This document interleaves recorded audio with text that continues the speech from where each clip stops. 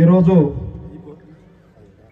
ప్రభుత్వం ఏర్పడి 100 రోజులైన సందర్భంగా ఇది మంచి ప్రభుత్వం కార్యక్రమాన్ని తీసుకొని రాష్ట్ర వ్యాప్తంగా ప్రజలకి 100 రోజుల్లో ఈ ప్రభుత్వం చేసినటువంటి మంచి కార్యక్రమాలని వివరించడం కోసం ఈ కార్యక్రమాన్ని తీసుకోవడం జరిగింది. ఈ కార్యక్రమానికి ముఖ్య అతిథిగా విచ్చేసినటువంటి మన గౌరవ శాసనసభ్యులు శ్రీ జోలకంటి బ్రహ్మానంద రెడ్డి గారికి, సర్పంచ్ దొండపాటి చెన్నయ్య గారికి, వేదికను అలంకరించినటువంటి గ్రామ పెద్దలు బ్రహ్మయ్య గారికి, అనంతరామయ్య గారికి, స్పెషల్ ఆఫీసర్ సంజీవరావు గారికి, ఎంపీడీఓ గుప్తా గారికి, కార్యక్రమానికి విచ్చేసినటువంటి గ్రామ ప్రజలకు, మీడియా మిత్రులకు, అధికారులకు, అనధికారులకు అందరికీ కూడా పేరు పేరున హృదయపూర్వకమైనటువంటి నమస్కారాలు తెలియజేస్తా ఉన్నాను. ఈరోజు ఇది మంచి ప్రభుత్వం. ఎందుకంటే సంక్షోభంలోనూ సంక్షేమం అందించి అభివృద్ధికి రెక్కలు తొడిగి మొదటి 100 రోజుల్లోనే ఇది మన మంచి ప్రభుత్వం అని ప్రజల చేత అనిపించుకుంటోంది ఈ కూటమి ప్రభుత్వం.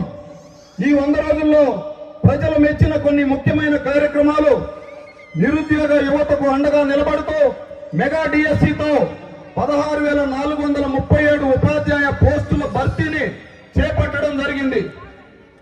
పింఛను ఒకేసారి 1000 రూపాయలు పెంచి 4,000 ఇవ్వడం ఒకటైతే, మొదటి నెల ఒక్కొక్కరికి 7,000 చొప్పున ఒకే రోజు 65.18 లక్షల మందికి ఇంటింటికి వెళ్లి 4,408 కోట్లు పంపిణీ చేయడం దేశంలోనే ఒక తిరుగులేని సంక్షేమ చరిత్ర.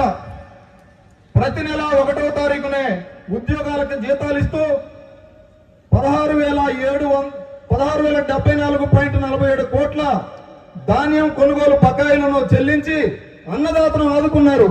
స్థానిక సంస్థలకు 14,052 కోట్లు ఇచ్చి పంచాయతీలకు ప్రాణం పోశారు. పేదల కోసం రాష్ట్ర వ్యాప్తంగా కేవలం 5 రూపాయలతోనే ఆకలి తీర్చే 175 అన్న క్యాంటీన్లను పునఃప్రారంభించడం జరిగింది. ప్రజలకు నిద్ర లేకుండా చేసినటువంటి ల్యాండ్ టైటిలింగ్ యాక్ట్ను రద్దు చేసి ప్రజల ఆస్తులకు భద్రత కల్పించారు. విజయవాడ నగరంలో విలవిలలాడుతున్నప్పుడు 10 రోజుల పాటు బస్సులో ఉండి నిద్రాహారాలు మాని ప్రజలను ఓ తండ్రిలా కాపాడుకున్నారు చంద్రబాబు నాయుడు గారు.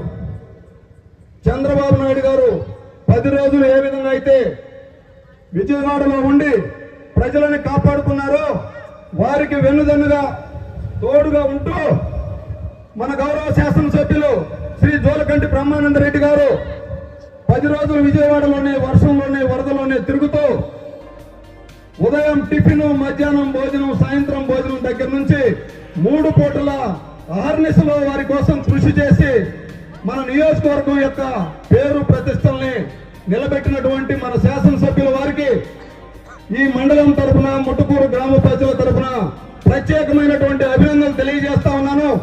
వారికి సన్మానం చేయాలి, కానీ వారు సేలవాలు కానీ ఇటువంటి ఏమీ స్వీకరించే ఇదిలో లేరు కాబట్టి, సాదాసీదాగా ఉంటున్నారు కాబట్టి మేము ఆ కార్యక్రమాన్ని ఏర్పాటు చేయలేదు.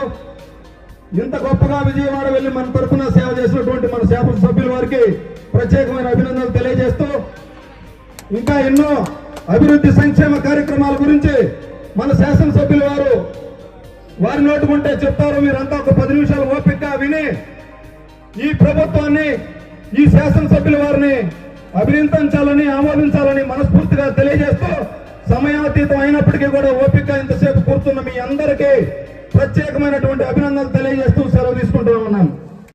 Please subscribe to future news, like, share and comment చేయండి.